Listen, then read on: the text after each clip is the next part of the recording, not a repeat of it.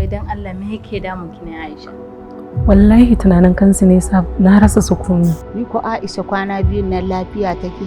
Kwarai da gaske. Ciwon so ai ba abin da baya sawa. Haka ne. Baba kanshi yana ciki? Ina ciki ba lafiya.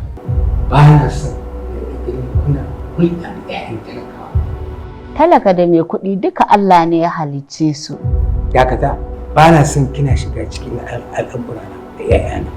Amma fa wannan kai ba fa zan yadda ba. Saboda haka na bai kwanta ba, saboda maganganun da ake a kan shi yayi yawa gaskiya. Alhaji duk abin da ake faɗa kan kansu baka da tabbacin shi. Hakika wacce in lissawun ita ce.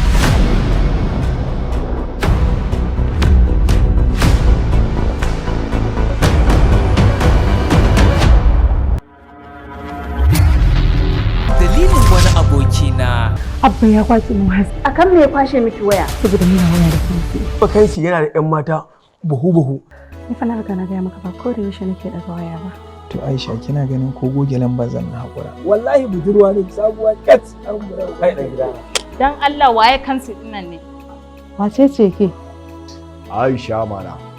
Inna lillahi wa inna ilaihi raji'un. Allah ka mun mafita. Mahaifinku ne a accident yana asibiti yana son ganin ki yanzu nan. Abban? Na rasa me yake damun shi. Saboda na san damuwa ba ta wuce wannan damuwa yarinyar da take nema ta dagula mai lissafi. Ma ba Aisha bace, ma aljana ce. Ko ma wace ci fito gurin da ta. Wani sa'ilin ma kama aljarin ya fi daɗi za ku ƙwarewa ai. Ba duka, ba mu gaji kokowa ba. Wallahi dadi ba komai. Amina wa menene yake damun ki ne? Ina ta sallama baki ji ni ba. Wallahi anti kin gani nan. Ina ta tunanin Aisha ne wallahi. Ai da ganin ka yadda ka sa wannan tabanika ga hadisi. Kai mutumin kwarai ne. Da lokacin Fir'auna ne da shi da Lamarudin lakace musu hanci zan. Ai shigo ba zurfi nake masa. Ai ni ne karka yi mamakin sa shi bacin karshe wallahi.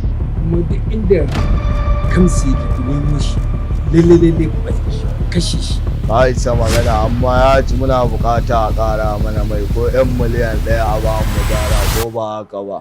Wannan gaskiya ne haka yake roga abinda ka faɗa shi za a yi. Allah ne ya ƙara lafiya oga. Rago kake baban mota, dau mutum ka ɗauki ubansa in ne gaddama ka haɗa da gidansu. Dalilin wannan abokina.